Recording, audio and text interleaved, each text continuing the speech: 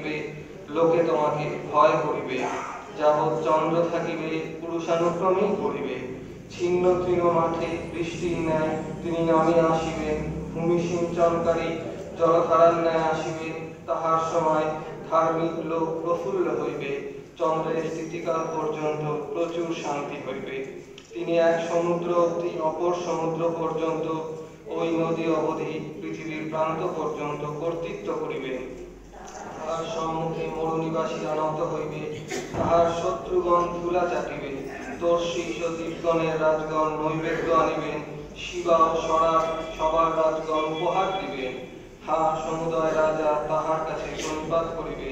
সমুদয় জাতি তাহার দাস হইবে, কেননা তিনি আর্তনাদকারী দরিদ্রকে এবং দুঃখী ও নিঃসহায়কে উদ্ধার করিবেন। তিনি দীনহীন ও দরিদ্রের প্রতি দয়া করিবেন। তিনি দরিদ্রগণের প্রাণ বিস্তার করিবেন। তিনি চাতুরী ও দৌরাত্ম্য হইতে তাহাদের প্রাণ মুক্ত করিবেন। তাহার দৃষ্টিতে তাহাদের রক্ত বহুমূল্য হইবে, আর তাহারা জীবিত থাকিবে ও তাহাকে শিবার সুবর্ণ দান করা যাইবে। লোকে তাহার নিমিত্ত নিরন্তর প্রার্থনা করিবে, সমস্ত দিন তাহার ধন্যবাদ করিবে। দেশ মধ্যে পর্বত শিখরে প্রচুর শস্য হইবে, তাহার ফল লিবাননের ন্যায় দোলায়মান হইবে এবং নগরবাসীরা ভূমির তৃণের ন্যায় প্রফুল্ল হইবে।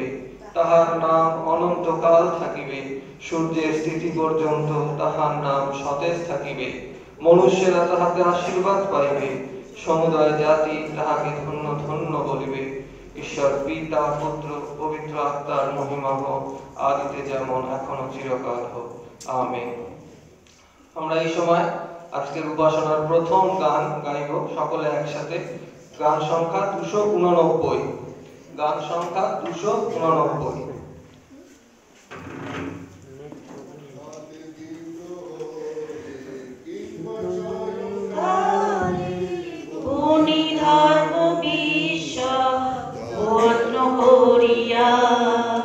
শস্য সংগ্রহণে ছেদনের সময় আসিব আনন্দে আটি লইয়া, আটি লইয়া, আটি লইয়া আসিব আনন্দে আটি লইয়া।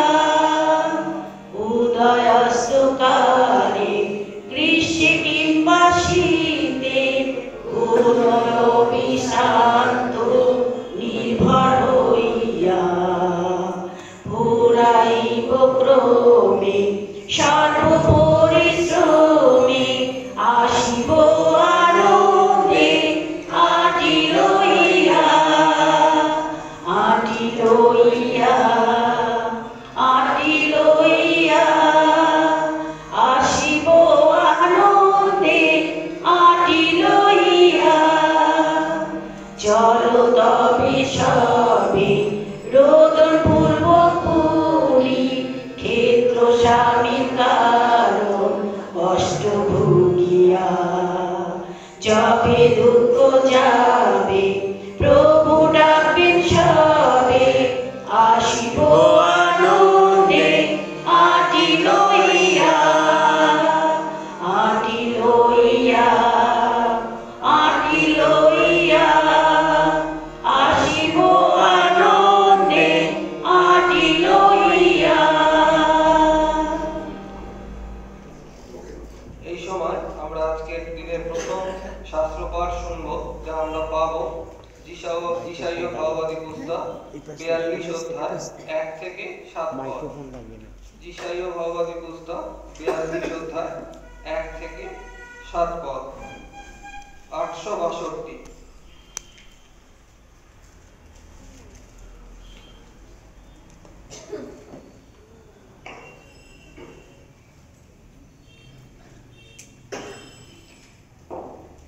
আজকের দিনে শাস্ত্রের প্রথম পাঠ ঈশাইয় 42 অধ্যায় 1 থেকে 7 পদ।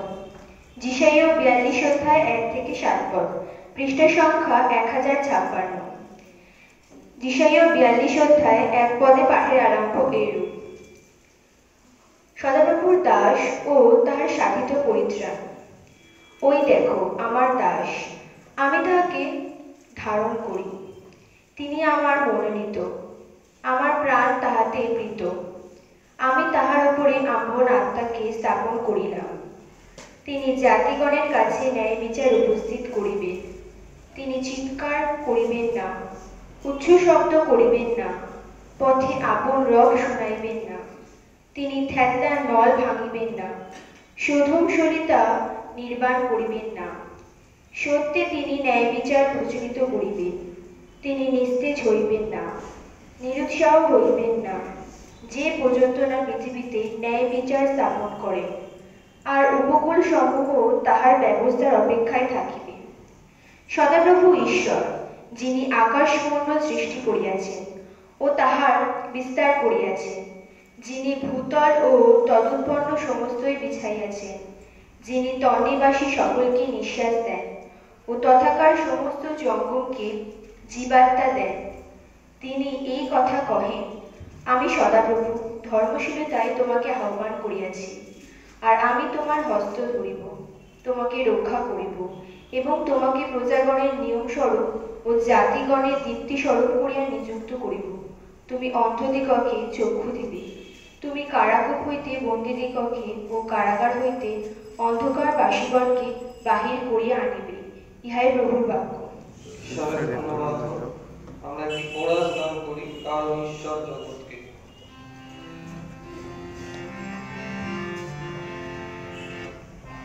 ঈশ্বর জগৎকে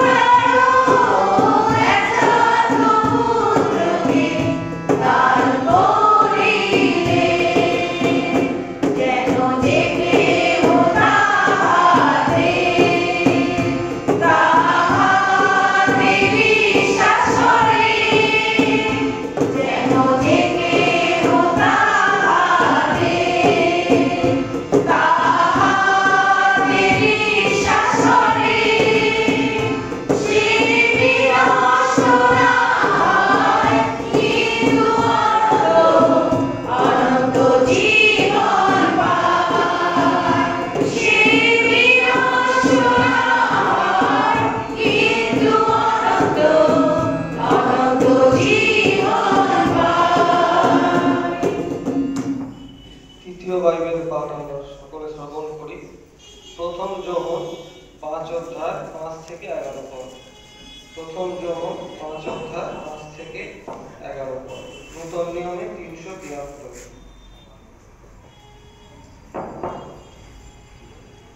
প্রথম যোহন 5 অধ্যায় 5 থেকে 11 পদ। 5 পদে পাঠের আরম্ভ এইরূপ: কে জগৎকে জয় করে? কেবল সে যে বিশ্বাস করে যীশু ঈশ্বরের পুত্র। তিনি সেই যিনি জল ও রক্ত দিয়া আসিয়াছিলেন, যীশু খ্রিস্ট। কেবল জলে নয়, কিন্তু জলে ও রক্তে আর আত্মাতে সাক্ষ্য দিতেছেন, কারণ আত্মা সেই সত্য। বস্তুত তিনি সাক্ষ্য দিতেছেন, আত্মা ও জল ও রক্ত, এবং সেই তিনের সাক্ষ্য একই। আমরা যদি মনুষ্যদের সাক্ষ্য গ্রহণ করি, তবে ঈশ্বরের সাক্ষ্য মহত্তর। ফলত ঈশ্বরের সাক্ষ্য এই যে তিনি আপন পুত্রের বিষয়ে সাক্ষ্য দিয়াছেন। ঈশ্বরের পুত্র যে বিশ্বাস করে, ওই সাক্ষ্য তাহার অন্তরে থাকে। ঈশ্বরে যে বিশ্বাস না করে, সে তাহাকে মিথ্যেবাদী করিয়াছে, কারণ ঈশ্বর আপন পুত্রের বিষয়ে যে সাক্ষ্য দিয়াছেন, তাহা সে বিশ্বাস করে নাই। আর সেই সাক্ষ্য এই যে ঈশ্বর আমাদিগকে অনন্ত জীবন দিয়াছেন, এবং সেই জীবন তাহার পুত্রে আছে। ইহাই প্রভুর বাক্য। ঈশ্বরের ধন্যবাদ। আমরা আরেকটি কোরাস গাই এখন।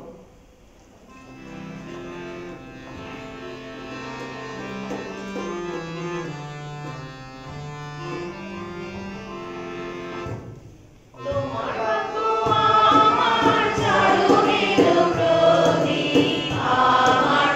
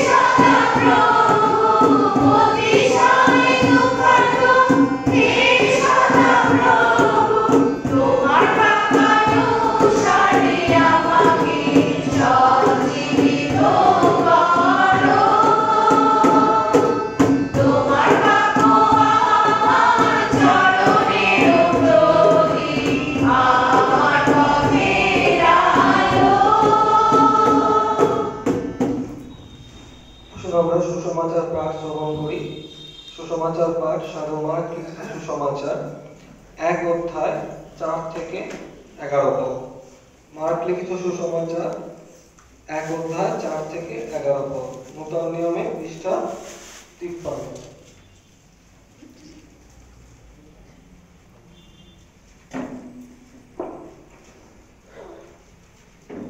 আজকের শাস্ত্রপাঠ যা পাওয়া যাবে মার্ক লিখিত সুসমাচার 1 অধ্যায় 4 থেকে 11 পদ, পৃষ্ঠা সংখ্যা নূতন নিয়মে 67। পাঠের আরম্ভ এইরূপ। তদানুসারে যোহন উপস্থিত হইলেন ও প্রান্তরে বাপ্তায়িত করিতে লাগিলেন এবং পাপ মোচনের জন্য মন পরিবর্তনের বাপ্তিস্ম প্রচার করিতে লাগিলেন। তাহাতে সমস্ত জিহুদিয়া দেশ ও জেরুসালেম নিবাসী সকলে বাহির হইয়া তাহার নিকটে যাইতে লাগিল, আর আপন আপন পাপ স্বীকার করিয়া জর্দন নদীতে তাহা দ্বারা বাপ্তায়িত হইতে লাগিল। সেই যোহন উটের লোমের কাপড় পরিতেন, তাহার কটিদেশে চর্মবটুকা ছিল এবং তিনি পঙ্গপাল ও বনমধু ভোজন করিতেন। তিনি প্রচার করিয়া বলিতেন, যিনি আমার অপেক্ষা শক্তিমান তিনি আমার পশ্চাৎ আসিতেছেন। আমি হেঁট হইয়া তাহার পাদুকার বন্ধন খুলিবার যোগ্য নই। আমি তোমাদিগকে জলে বাপ্তায়িত করিলাম, কিন্তু তিনি তোমাদিগকে পবিত্র আত্মায় বাপ্তায়িত করিবেন। সেই সময় যীশু গালিলের নাসারত হইতে আসিয়া যোহনের দ্বারা জর্দনে বাপ্তায়িত হইলেন। তার আর তৎক্ষণাৎ জলের মধ্য হইতে উঠিবার সময় দেখিলেন আকাশ 2 ভাগ হইল এবং আত্মা কপটের ন্যায় তাহার উপর নামিয়া আসিতেছেন, আর স্বর্গ হইতে এই বাণী হইল, তুমি আমার প্রিয় পুত্র, তোমাতেই আমি প্রীত। জয় খ্রিস্টের সুসমাচার।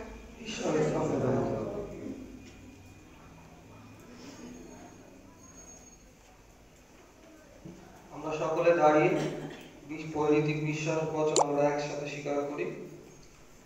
আমি ঈশ্বরে বিশ্বাস করি, যিনি সর্বপৃথিবীর সৃষ্টিকর্তা, সর্বশক্তিমান পিতা এবং তাঁর একমাত্র পুত্র খ্রিস্টে, যিনি পবিত্র আত্মা দ্বারা গর্ভস্থ হইলেন, কুমারী মরিয়ম হইতে জন্মিলেন, পন্তীয় পিলাতের সময় দুঃখ ভোগ করিলেন, ক্রুশবিদ্ধ হইলেন, মরিলেন ও কবরস্থ হইলেন, পরলোকে নামিলেন, তৃতীয় দিবসে মৃতদের হইতে পুনরায় উঠিলেন, স্বর্গে আরোহণ করিলেন, সর্বশক্তিমান পিতার সহিত প্রতিপাদ্য বসে আছেন, তথা হইতে জীবিত মৃতদের বিচার করতে আসেন।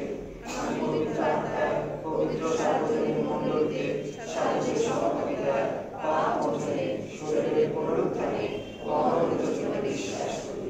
আমেন। আমরা সকলে বসি। আমরা এই সময় আরেকটি গান গাই। দ্বিতীয় গান, গান সংখ্যা 91, মোর প্রাণ মন। গান সংখ্যা 91।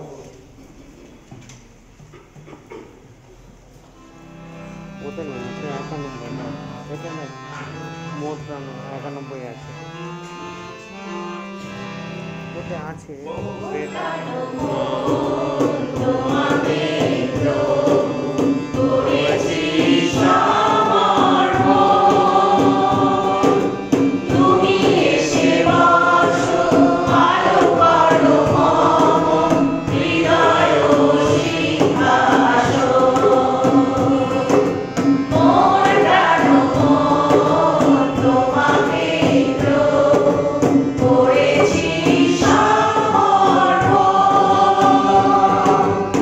তুমি এসে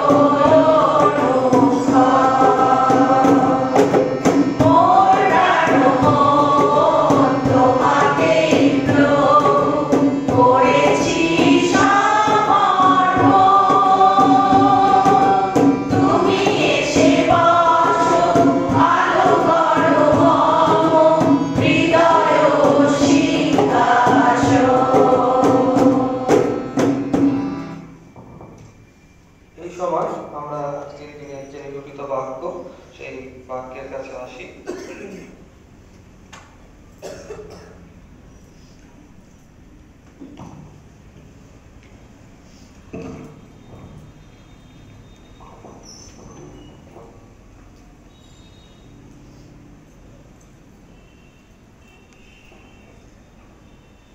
আসুন ঈশ্বরের বাক্যে যাওয়ার আগে আমরা প্রত্যেককে নিজেদেরকে ঈশ্বরের কাছে সমর্পণ করি, আমরা প্রার্থনা করি। হে প্রিয় বন্ধু যিশু, তোমার কাছে আমরা আমাদের মন, প্রাণ, হৃদয় সমর্পণ করি। তুমি আমাদের প্রত্যেককে আশীর্বাদ করো। তুমি যা বলতে চাও তোমার সেই বাক্য যেন আমরা বুঝতে পারি, উপলব্ধি করতে পারি এবং তা পালন করতে পারি। আমরা এই ছোট্ট প্রার্থনা তোমার কাছে রাখি। আমেন। আজ 10 তারিখ, জানুয়ারি মাসের 10 তারিখ, বড়দিন পরবর্তী তৃতীয় রবিবার এবং আজকের যে নতুন বছরের আমরা পদার্পণ করেছি সেই নতুন বছরের দ্বিতীয় রবিবার। এবং এই দ্বিতীয় রবিবারে যে কথাটি আমরা স্মরণ করতে চাই সেটি হলো যিশু ঈশ্বরের পুত্র। এবং যিশু যে শুধু ঈশ্বরের পুত্র সেটি শুধু কথার কথা হিসেবে নয়, একটি চিহ্ন হিসেবে যিশু বাইবেল আমাদেরকে বলছে। এবং সেই চিহ্নটি কি? সেই চিহ্নটি হলো যিশুর বাপ্তিস্ম। যিশুর বাপ্তিস্মের কাহিনী আমাদের কাছে প্রমাণ করিয়ে দেয় যিশুই একমাত্র সেই ঈশ্বরের পুত্র। কারণ যিশুর বাপ্তিস্মের সময় স্বয়ং স্বর্গ থেকে সেই আমোদ বাণী ঘোষিত হয়েছিল, ইনি আমার প্রিয় পুত্র, ইহাতেই আমি প্রীত। এই কাহিনী বা এই ঘটনা আমরা আমাদের সকলেরই পরিচিত। আজকে যে 3টি পাঠ আমরা পড়লাম যিশায়া ভাগবতী পুস্তক থেকে, সুসমাচার থেকে এবং প্রথম যোহন 5 অধ্যায় থেকে, এই 3টি পাঠের মাধ্যমে আমাদের যে ধারণা বা যে কনসেপ্ট সেটা আরো স্পষ্ট হয়ে ওঠে যে যিশুই একমাত্র ঈশ্বরের পুত্র। এবং আমরা যে গান করলাম প্রথম কোরাস, ঈশ্বর জগৎকে এমন প্রেম করিলেন কারণ তিনি তার একমাত্র পুত্রকে প্রদান করিলেন, যেন যে কেহ তাহাতে বিশ্বাস করে সে বিনষ্ট না হয় কিন্তু অনন্ত জীবন পায়। অর্থাৎ সুসমাচারের যে পাঠ আমরা শুনেছি আজকে, মার্কের সুসমাচার, সেই মার্কের সুসমাচার থেকে যদি আমরা দেখি তাহলে বুঝতে পারবো যে সত্য সত্যই যিশু ঈশ্বরের পুত্র। মার্কের সুসমাচার এমন একটি সুসমাচার যে সুসমাচারে প্রথম অধ্যায় প্রথম পদে লেখা রয়েছে যে প্রভু যিশু খ্রিস্টের সুসমাচার আরম্ভ, তিনি ঈশ্বরের পুত্র। আমরা যে 4টে সুসমাচারের কথা জানি, মথি, মার্ক, লুক এবং যোহন, সেই 4টে সুসমাচারের মধ্যে আর কোথাও আমরা কিন্তু এই উক্তি পাই না। একমাত্র মার্কের সুসমাচারেই আমরা প্রথম অধ্যায়ের প্রথম পদে দেখতে পাই প্রভু যিশু সুসমাচারের কথা বা শব্দটি উল্লেখ করা রয়েছে এবং সেখানে এটিও উল্লেখ রয়েছে যে যিশুই ঈশ্বরের পুত্র। আমরা যদি সুসমাচারের যে আলোচ্য অংশ যেটি আজকে আমাদের পাঠ হয়েছে খুব সুন্দরভাবে সেটির দিকে দৃষ্টি করি, তাহলে আমরা দেখতে পাবো 2টি ঘটনার কথা পর পর রয়েছে। প্রথম অংশে রয়েছে যোহন বাপ্তাইজকের বর্ণনা, তার পরিচয়, তার কর্মজীবন, এবং দ্বিতীয় অংশে রয়েছে যিশুর বাপ্তিস্মের কথা। যোহন বাপ্তাইজক কে ছিলেন? পরিচয় দিতে গেলে যোহন বাপ্তাইজক হলেন যিশুর মাতা মরিয়ম মেয়ের ভগিনী শালোমের পুত্র, অর্থাৎ যিশুর মাসতুতো দাদা, যিশুর মাসির ছেলে। এবং তিনি কি করতেন? তিনি যিশু আসবেন, যিশুর যে আগমন, সেই আগমন প্রচার করতেন। কোথায় প্রচার করতেন? জেরুসালেম এবং জিহুদিয়ার সমগ্র অঞ্চলে তিনি প্রচার করতেন এবং তিনি এটি বলতেন, মন ফিরাও, অনুশোচনা করো, তোমাদের পাপের কথা স্মরণ করো। যোহন বাপ্তিস্মের কথা বলতে গেলে যেটি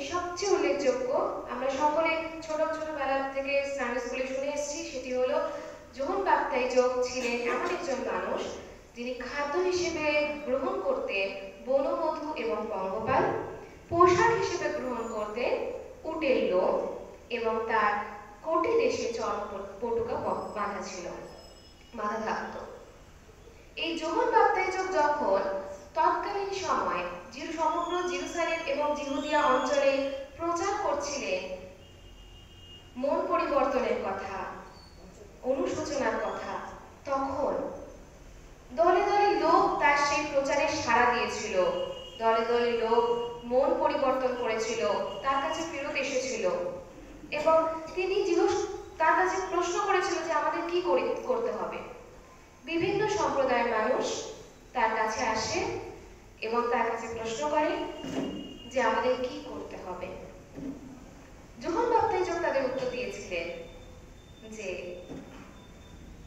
তোমাদের কাছে যদি দুটো অঙ্গরাখা থাকে তাহলে একটা অঙ্গরাখা যার কাছে নেই তাকে দিয়ে দাও। তোমাদের কাছে যদি অতিরিক্ত খাদ্যদ্রব্য থাকে তাহলে যে খেতে পাচ্ছে না তাকে সেই খাদ্যদ্রব্য শেয়ার করো। অর্থাৎ একটা কনসেপ্ট আমরা পাই, শেয়ারিং কনসেপ্ট বা সহভাগিতার ধারণা। এখন প্রভু যিশু আমাদেরকে বলতে চাইছেন তার বাক্যের মাধ্যমে যে আমাদের কাছে যার যা আছে, কারো কাছে অর্থ আছে, কারো কাছে ঈশ্বরের দেওয়া তালন্ত রয়েছে, কারোর কাছে সুন্দর উপদেশ দেওয়ার ক্ষমতা আছে, যার কাছে যা আছে আমরা সেইগুলো যার নেই অর্থাৎ যে দুর্বল তার সাথে যেন শেয়ার করতে পারি। আমরা কি কি দিতে পারি? ধরুন রাস্তা থেকে একজন অন্ধ পার হবে বলে রাস্তার ধারে দাঁড়িয়ে রয়েছে। আপনি যদি মনে করেন যে আপনি চোখে দেখতে পান, আপনার চোখের জ্যোতি যথেষ্ট, আপনি তাকে পার করে দিতে সক্ষম, আপনি কিন্তু সেই অন্ধকে হাত ধরে পার করে দিতে পারেন রাস্তা। যদি আপনি মনে করেন যে ঈশ্বর আপনাকে তালন্ত দিয়েছে, আপনি খুব ভালো গান করতে পারেন, তাহলে যে গান করতে একটু দুর্বল হয়তো আপনার থেকে, ঈশ্বরের প্রশংসা আপনারা একযোগে করতে পারেন, তাকে সাহায্য করতে পারেন, তাকে সাহস দিতে পারেন।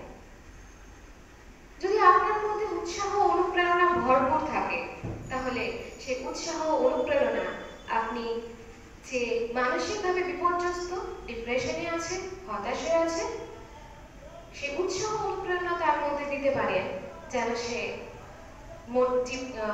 মনে বল পায়, জীবনের গতি পায়। যদি ধরুন আপনি স্টুডেন্ট, পড়াশোনা করেন, আপনার সেই ক্লাসে পড়াশোনা হয়ে গেছে, আপনার পুরনো বই, যে বাচ্চাটা বই কিনতে পারছে না তার সঙ্গে শেয়ার করতে পারেন। ধরুন আপনার অনেক জামা কাপড় রয়েছে, সেই বস্ত্র আপনি শেয়ার করতে পারেন যাদের কাছে পরার মতো উপযুক্ত বস্ত্র নেই। ধরুন কোনো মানুষ প্রচন্ড সমস্যায় রয়েছে, কি করবে বুঝতে পারছে না, কিছুটা কনফিউজ, সঠিক সিদ্ধান্ত নিতে সক্ষম নয়। আপনি যদি তার সমস্যা বুঝতে পারেন এবং আপনার কাছে সেই সমাধান থাকে, আপনি সেই সমাধান তার কাছে দিতেই পারেন। সর্বোপরি আপনি যদি আর্থিক দিক থেকে শক্তিশালী হন, যারা দুর্বল তাদের পাশে আর্থিক সাহায্য নিয়ে দাঁড়াতে পারেন। যদি আপনি দৈহিক দিক থেকে শক্তিশালী হন, তাহলে আপনার সেই শক্তি, সেই সামর্থ্য ব্যবহার করতে পারেন কোনো মহৎ উদ্দেশ্যে বা মঙ্গল কাজে, যার দ্বারা মানুষ উপকৃত হয়। ঠিক এইভাবে যখন যোহন বাপ্তাইজক প্রচার করছিলেন, প্রান্তরে প্রচুর লোক ফেরত আসছিল, তখন সেই যিশায় ভগবাদীর উক্তি সার্থকতা পেল, যে আমরা পাই যিশায় ভগবাদী পুস্তক তার 40 অধ্যায় 3 পদে, প্রান্তরে একজনের রব সে ঘোষণা করিতেছে, তোমরা প্রভুর পথ প্রস্তুত করো, তাহার রাজপথ সকল সরল করো। এবং যখন লোকেরা যিশায় ভগবানের কথা শুনে তার কাছে আসলো এবং মন পরিবর্তন করলো এবং বাপ্তাইজিত হলো, তখন যোহন বাপ্তাইজক তাদের বাপ্তাইজিত করলেন জর্দন নদীর জলে। জল দ্বারা তাদেরকে বাপ্তাইজিত করলো এবং বাপ্তিস্ম বা বাপ্তাইজিত হওয়ার ঘটনা আমরা কম বেশি অল্প বিস্তর যা জানি, বাপ্তাইজিত হচ্ছে এমন একটি বিশেষ পদ্ধতি, যে পদ্ধতিতে আপনি ঈশ্বরের রাজ্যের অঙ্গীভূত হন।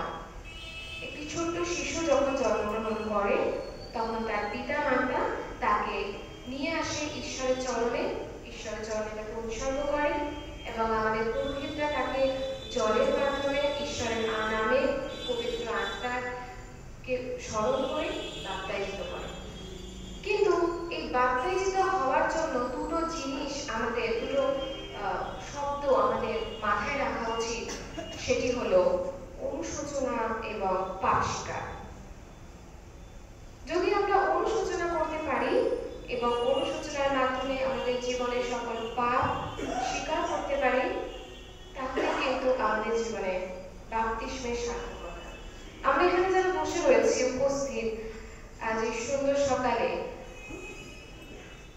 তারা আশা করি সকলেই বাপ্তিস্ম গ্রহণ করেছেন, বা বেশিরভাগ মানুষই বাপ্তিস্ম গ্রহণ করেছেন। কিন্তু বাপ্তিস্ম গ্রহণ হলো নতুন এক জন্মগ্রহণ, যে জন্মগ্রহণে আপনি আমি ঈশ্বরের রাজ্যের অংশ হতে পারি, এক দেহের আমরা অঙ্গীভূত হতে পারি, এক দেহের অঙ্গ হতে পারি। বাপ্তিস্মকে অ্যাডপশন প্রসেসের সাথে আমরা কম্পেয়ার করতে পারি, বা দত্তক নেওয়ার ঘটনার সঙ্গে আমরা কম্পেয়ার করতে পারি। যেরকম আমরা শিশুকে দত্তক নেওয়ার কথা শুনেছি, সেরকমই বাপ্তিস্ম গ্রহণ যদি আপনার বা আমার হয়ে থাকে, আপনাকে আমাকে ঈশ্বর দত্তক নিয়েছেন, এবং আমাদের উচিত প্রত্যেককে ঈশ্বরের সেই দেখানো পথ, ঈশ্বরের সেই আজ্ঞা পালন করা, নিজেদেরকে অনুসন্ধান করা, নিজেদের যা খামতি রয়েছে সেইগুলোকে আইডেন্টিফাই করা এবং ঈশ্বরের চরণে তা স্বীকার করা এবং পরিবর্তন হওয়া নিজে নিজে। কারণ আমরা যদি নিজে পরিবর্তন না হতে চাই, আমরা যদি মন থেকে পরিবর্তন না হই, তাহলে এই উপাসনা শেষ হবে এবং সমস্ত জিনিস চাপা পড়ে যাবে সেই কাঁটা ঝোপের তলায়। দ্বিতীয় যে ঘটনার কথা আমরা দেখেছি, যিশু বাপ্তিস্মের কাহিনী। সেই যিশু বাপ্তিস্মের কাহিনীর কথা আমাদের সকলেরই জানা। যিশু বাপ্তিস্ম হয়েছিল জর্দন নদীর জলে। যিশু যখন গালিল থেকে চলে এসেছিলেন জর্দনের তীরে একমাত্র যোহন বাপ্তাইজকের কাছে বাপ্তিস্ম নেওয়ার জন্য, যোহন বাপ্তাইজক কিন্তু বুঝতে পেরেছিলেন ইনি সেই মশীহ। কারণ তখন সেই সময় প্রত্যেকে সেই মশীহের জন্য অপেক্ষা করছিল। কেউ কেউ ভাবছিল হয়তো যোহন বাপ্তাইজকই মশীহ, কিন্তু যোহন বাপ্তাইজক বলেছিলেন যিনি আসিতেছেন তিনি আমার অপেক্ষাও শক্তিমান, আমি তার পাদুকার বন্ধন খুলিবার যোগ্য নই। যিশু যখন এসে উপস্থিত হলো যোহন বাপ্তাইজকের কাছে এবং যখন বাপ্তিস্ম নিতে চাইল, তখন কিন্তু যোহন বাপ্তাইজক বাপ্তিস্ম দিতে কিঞ্চিৎ দ্বিধাবোধ করেছিল। কিন্তু শেষ পর্যন্ত ঈশ্বরের পরিকল্পনা অনুযায়ী যোহন বাপ্তাইজকের কাছে যিশু বাপ্তিস্ম গ্রহণ করলেন। আরো সকল লোককে যখন বাপ্তিস্ম দিচ্ছিল, তখন তাদেরকে জলেতে ডুবিয়ে, জর্দান নদীর জলে ডুবিয়ে তাদের বাপ্তিস্ম দিচ্ছিল। কিন্তু যখন যোহন বাপ্তাইজক যিশুকে বাপ্তিস্ম দিল, তখন এক অদ্ভুত ঘটনা ঘটে গেল। সেই অদ্ভুত ঘটনাটি কি? অদ্ভুত ঘটনাটা হলো তখন স্বর্গ থেকে একটি বাণী শোনা গেল।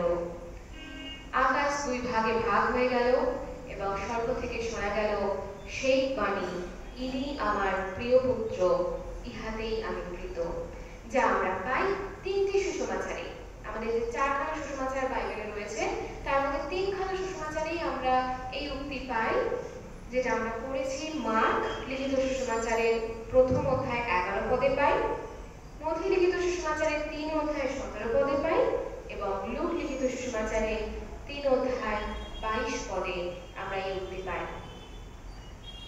আমাদের তো মনেই হতে পারে যিশু খ্রিস্ট, যিনি আমাদের জন্য মরেছেন, আমাদের পাপ নিজের কাঁধে তুলে নিয়েছেন, যিনি সর্বজ্ঞ, সর্বশক্তিমান, সর্বদর্শী পিতা, তিনি তো নিজেই নিজের বাপ্তিস্ম নিতে পারতেন। যোহন বাপ্তাইজকের কেন প্রয়োজন ছিল?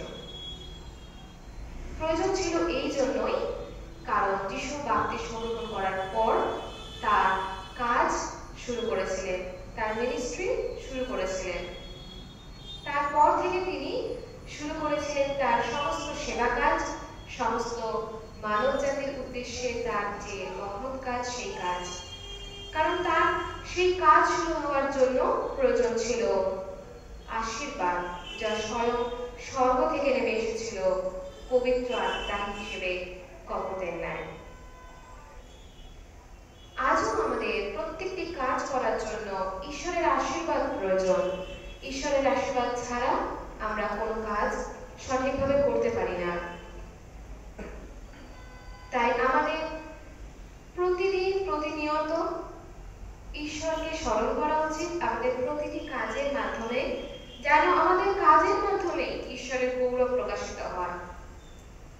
শুধু মুখে আমরা বাইবেল পড়ি বা গান করি বা প্রার্থনা করি নয়, বরং আমাদের কাজ দেখে, আমাদের দৈনন্দিন জীবনযাপন দেখে যেন অন্য মানুষকে অনুপ্রাণিত করতে পারি, ঈশ্বরের আশীর্বাদের মহত্বকে বোঝাতে পারি।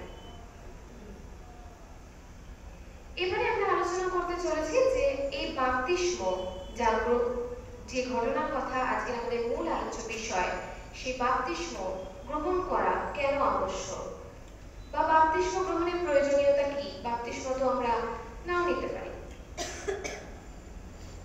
বাপ্তিস্ম নেওয়ার প্রাসঙ্গিকতা এখানেই। প্রথমত, যিশু নিজে বাপ্তিস্ম গ্রহণ করেছিলেন এবং যিশু আমাদের রোল মডেল, আমাদের আদর্শ। আমরা ছোটবেলায় যখন স্কুলে পড়তাম তখন একটি রচনা লেখা আসতো, প্রবন্ধ রচনা, তোমার আদর্শ মনীষী বা তোমার প্রিয় মনীষী। সেখানে কেউ বা লিখত রবীন্দ্রনাথ ঠাকুর, কেউ বা নজরুল ইসলামের কথা লিখত, কেউ ঈশ্বরচন্দ্র বিদ্যাসাগরের কথা লিখত। কিন্তু আমাদের আদর্শ একমাত্র প্রভু যীশু খ্রিস্ট। কারণ তিনি তার জীবনকে আমাদের সামনে রেখেছিলেন আদর্শ হিসেবে। তিনি তার জীবনকে আমাদের সাক্ষ্য হিসেবে দিয়ে গিয়েছিলেন, যেন আমরা সেই জীবনকে অনুসরণ করতে পারি।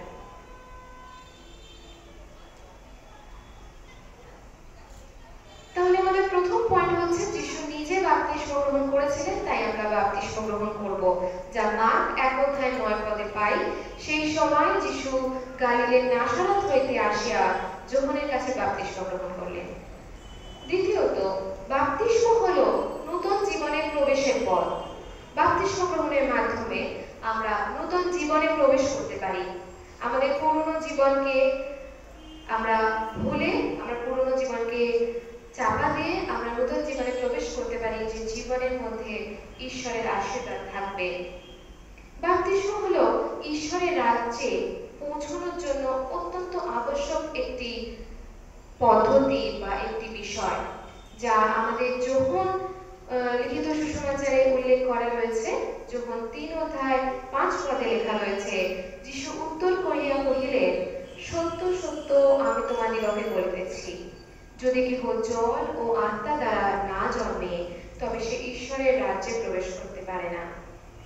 বাপ্তিস্ম হলো আমাদের সেই ক্রুশারোপিত, কবরস্থ, পুনরুত্থিত যীশু খ্রিস্টের উপর আমাদের বিশ্বাস, যে বিশ্বাসের দ্বারা আমরা মুক্তি পেতে পারি, যে বিশ্বাসের দ্বারা আমরা সুস্থ হতে পারি, যে বিশ্বাসের দ্বারা আমরা অনুপ্রেরণা পেতে পারি। বাপ্তিস্ম হলো খ্রিস্টকে পরিধান করা। গালাতীয় 3:27 লেখা রয়েছে, কারণ তোমরা যত লোক খ্রিস্টের উদ্দেশ্যে বাপ্তিস্মিত হইয়াছিলে, সকলে ঈশ্বরকে পরিধান করিয়াছ। বাপ্তিস্ম হলো সেই পুরনো দুঃখ ব্যথা ভরা জীবন, সেই পাপের কালিমা ভরা জীবনকে কবরস্থ করা। বাপ্তিস্ম হলো প্রভু যিশুর যে সুসমাচার, সেই সুসমাচারে বিশ্বাস করা। প্রথম যোহন তার 5:5 লেখা রয়েছে, কে জগৎকে জয় করে? কেবল সেই যে বিশ্বাস করে যিশু ঈশ্বরের পুত্র। বাপ্তিস্ম হলো যখন আমরা বাহ্যিক আকর্ষণ, বাহ্যিক হাতছানিকে পরিত্যাগ করে যিশুর প্রতি ফিরতে পারি। যেরকম ভক্ত গাইলে, মনস্থ করেছি যিশুতে চলিব, মনস্থ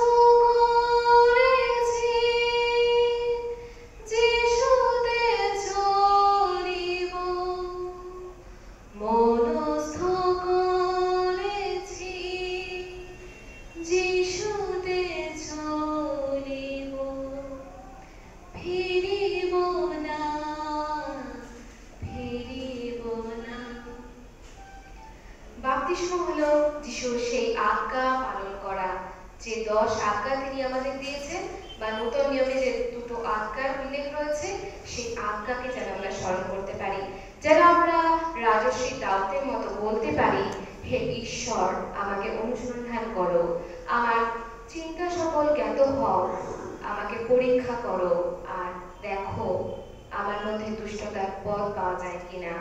যা আমরা গীত রচক দাউদের লেখা 139 গীতের 23 থেকে 24 পদে পাই। এবং যিশু আরো একটি কথা আমাদের উদ্দেশ্যে আজ বলতে চান, যে যদি আমরা যিশুকে বিশ্বাস করি তাহলেই আমরা একমাত্র অনন্ত জীবনের অধিকারী হতে পারবো। প্রথম যোহন তার 5 অধ্যায় 12 পদে লেখা রয়েছে যে পুত্রকে পাইয়াছে সে জীবন পাইয়াছে। অর্থাৎ এটি একটি মেসেজ আমাদের সকলের উদ্দেশ্যে প্রভু যীশু খ্রিস্টের থেকে, যে আমরা যদি ঈশ্বর যিশুকে মুক্তিদাতা পরিত্রাতা রূপে নিজেদের জীবনে গ্রহণ করতে পারি, তাকে বিশ্বাস করতে পারি, তাহলেই আমরা নূতন জীবন বা অনন্ত জীবনের অধিকারী হতে পারবো। এখন আমাদের কাছে প্রশ্ন, আমরা কি সত্যি যিশুকে আমাদের পরিত্রাতা মুক্তিদাতা হিসেবে গ্রহণ করতে পেরেছি? আমরা কি সত্যি অনন্ত জীবনের অধিকারী? এই প্রশ্ন আপনাদের সকলের কাছে, আমাদের সকলের কাছে। যদি আমরা সত্যি এখনো যিশুকে মুক্তিদাতা হিসেবে গ্রহণ করতে না পারি, যদি এখনো আমাদের পুরো বিশ্বাস যিশুর উপর না থাকে, আমরা যিশুর দেখানো পথ অনুসরণ না করে অন্য রাস্তায় ছোটাছুটি করি, দৌড়াদৌড়ি করি, তাহলে যিশু এখন এই মুহূর্তে আপনাদেরকে বলতে চাইছেন,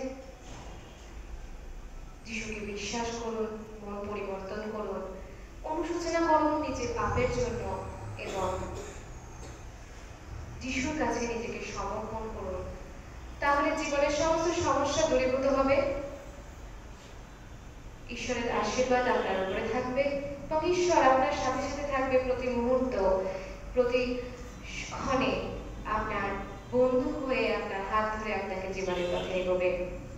কারণ যিশুর দয়া জীবন হইতে উত্তম, যেমন গীতরচক দাউদ গিয়েছিলেন, কারণ তোমার দয়া জীবন হইতে উত্তম, তোমার দয়া, তোমার দয়া, তোমার দয়া জীবন হইতে উত্তম। আসুন প্রার্থনা করুন। হে প্রিয় যিশু, তুমি আমাদের প্রত্যেককে আশীর্বাদ করো। যদি আমরা এখনো তোমাকে আমাদের মুক্তিদাতা পরিত্রাতা রূপে একমাত্র প্রভু যীশু খ্রিস্ট হিসেবে গ্রহণ করতে না পারি, যদি আমরা মনে প্রাণে সম্পূর্ণরূপে তোমাকে বিশ্বাস করতে না পারি, তুমি আমাদের সাহায্য করো। সেই বিশ্বাস দাও আমাদের উপর, তোমার নামের উপর, যেন যিশুর নামকে আমরা বিশ্বাস করতে পারি, যিশুর নামকে আমরা অনুসরণ করতে পারি, এবং আমাদের জীবনে যা যা সমস্যা রয়েছে, যা যা দুঃখ রয়েছে, যা যা ব্যথা রয়েছে, সমস্ত কিছু যেন তোমার যিশু নামের কাছে আমরা আনতে পারি, তোমার চরণে আনতে পারি, তোমার কাছে যেন আমরা নিজেদেরকে সমর্পণ করতে পারি। আমরা বিশ্বাস করি এখানে উপস্থিত সকলে যারা তোমার কাছে নিজেকে সমর্পণ করছে, তুমি তাদের প্রার্থনা শ্রবণ করেছো, এবং তুমি তাদের প্রশ্নের উত্তর, প্রার্থনার উত্তর দিয়ে দিয়েছো। যিশুর নামে চাই, amen.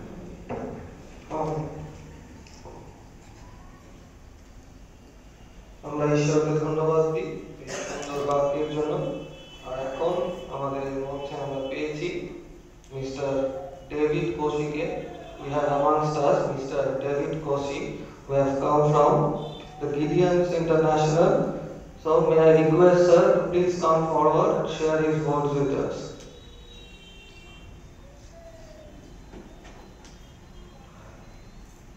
Mr. David Koshi from Gideons International.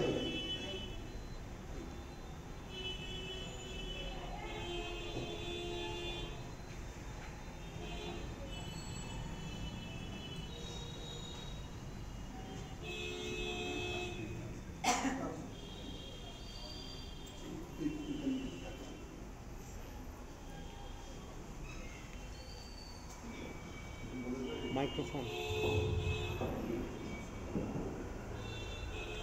Collar microphone.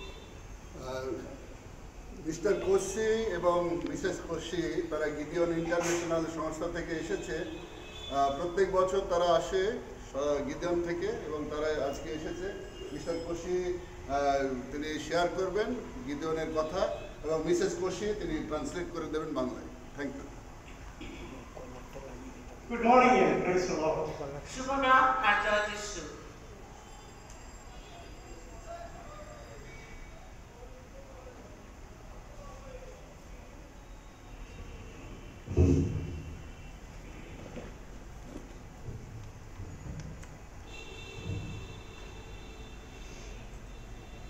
This is the first time I am visiting this church. এটা প্রথমবার আমি এই গির্জাতে আসছি। 100 times I passed through this road, but I saw this church, but I didn't get the opportunity to come in the church.